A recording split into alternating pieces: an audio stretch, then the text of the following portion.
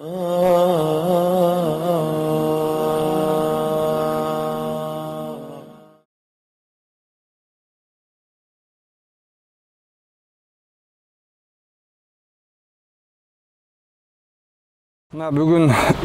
şu балдарыбызды Имам Азам медресесіне алып келіп, аябай қуанып тұрабыз.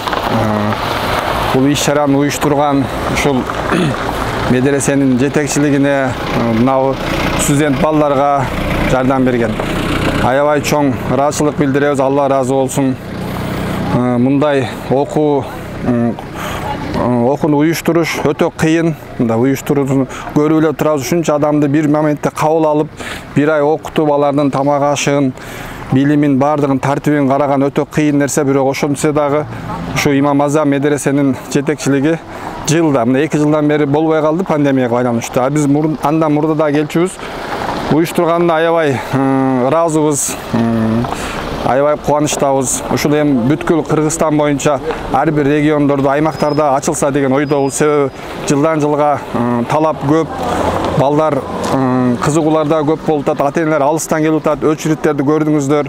Бирок уюштуруу жагы аябай сонун. Ушунча адамды биз бир 2-3 саат күттүк көп болсо. Бирок канча адам болду? Аябай ыраазыбыз. Эми мындан кийинки иштерге да ийгилик каалайбыз.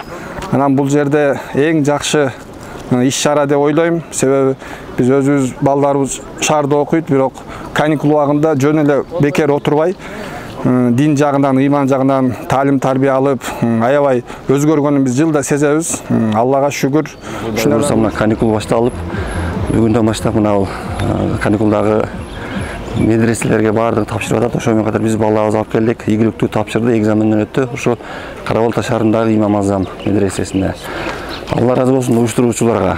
Таңзаардан саат 3-төн бери кызмат кылып атыптыр. Мына жайдын күнү айрыкча салкында саат 3-төн бери уктабай кызмат кылып аткан силерге рахмат. Бардыгы жолу менен, тартиби менен экен, этап менен балдар өзүнүн классына, жашына жараша бардыгыны бөлүштүрүп, уюштуруу иштерине ыраазыбыз. Анан азыр келечек коом ыймандуу жаштардын колунда. Ошон үчүн азыр абдан сүйүнүп атам. Жаштар ушунча көп келип, ушундай ыйманга умтулган балдар көп экен. Ошолорго Алла жүрөктөрүнө бекем ыйман берсин, жакшы терең билим алсын.